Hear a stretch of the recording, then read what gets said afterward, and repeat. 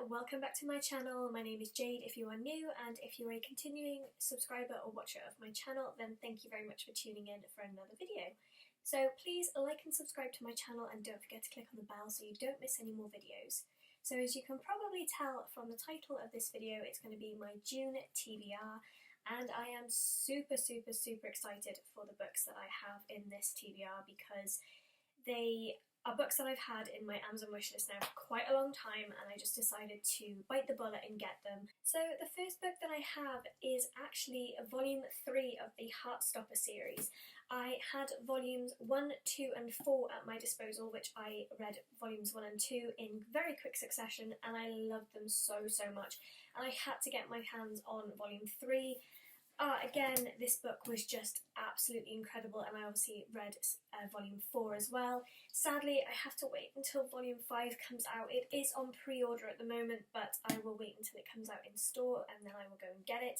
All I can say is I really hope that this series doesn't finish at like volume 6, because, volume 5, because I will just cry if it does. There is so much that these characters can delve into, and they've already delved into so much already. So yeah, if you are a big fan of the Heartstopper series, let me know in the comments down below, because this is such a good series to get. The next book that I have is Small Spaces by Catherine Arden. This is a book that I got because Katie is reading, read this one, and if Katie read it, it's got to be good. So I really had to get my hands on it, and I'm so excited to read it. It's a small book, it's not very big, so I don't think it will take me long to read at all. But R.L. Stein of the Goosebumps books has said terrifying and fun.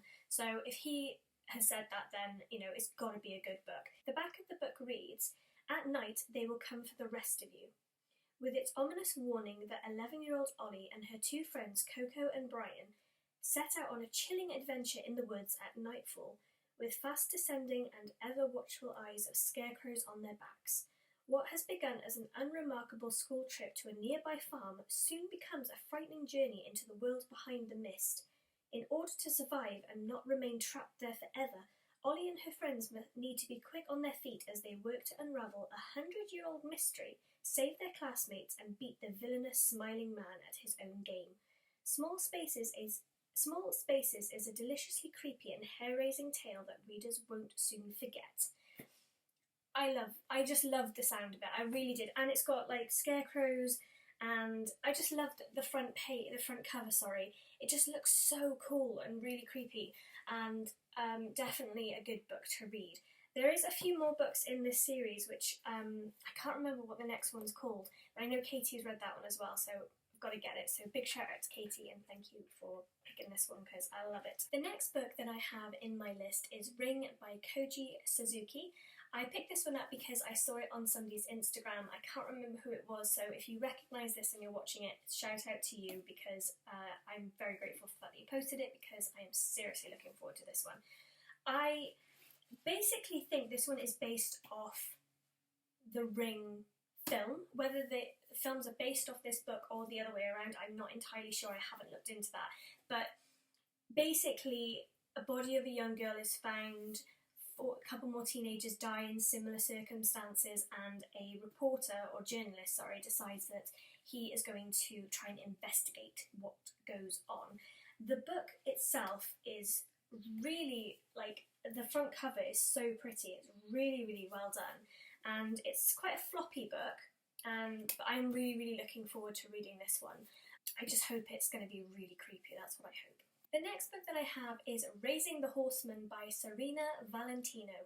Again, Katie is reading, has read this one, and I love it so much, because again, it is like Sleepy Hollow. I couldn't wait to get my hands on this one, but I had to wait until I got paid to do so, but I am so excited to jump into this one. I will see if I'm looking up because there is a massive spider on my wall, and I hate spiders, I am terrified of them, so yeah.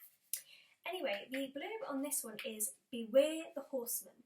The 200th anniversary of the Headless Horseman's legendary haunting of Sleepy Hollow is approaching, but Kat Van Tassel wants nothing to do with the town's superstitious celebrations. As a descendant of the original Katrina Van Tassel, Kat knows she is expected to live up to her ancestors' legacy, by someday marrying her longtime boyfriend and running the prestigious family estate. But Kat dreams of a life outside of Sleepy Hollow. Then Kat meets Isadora, a new girl in town who challenges Kat to re-examine those expectations, opens her eyes to the possibility that ghosts are real, and makes her question who she truly wants to be and be with. When Kat is given the original Katrina's diary, a new legend begins to take shape, one that weaves together the past and the present in eerie ways. Can Kat uncover a 200-year-old secret and trace its shock reverberations into her own life in time to protect those that she truly loves? It just looks so good, and like I said, the front cover of this looks amazing. I love it because of the massive pumpkin, the two girls, past and present being blended together. I just think it's so good, and it's going to be such a good read as well. So again, really looking forward to this. And also the artwork on the back. It actually says, every family has skeletons. Cats just happen to be headless.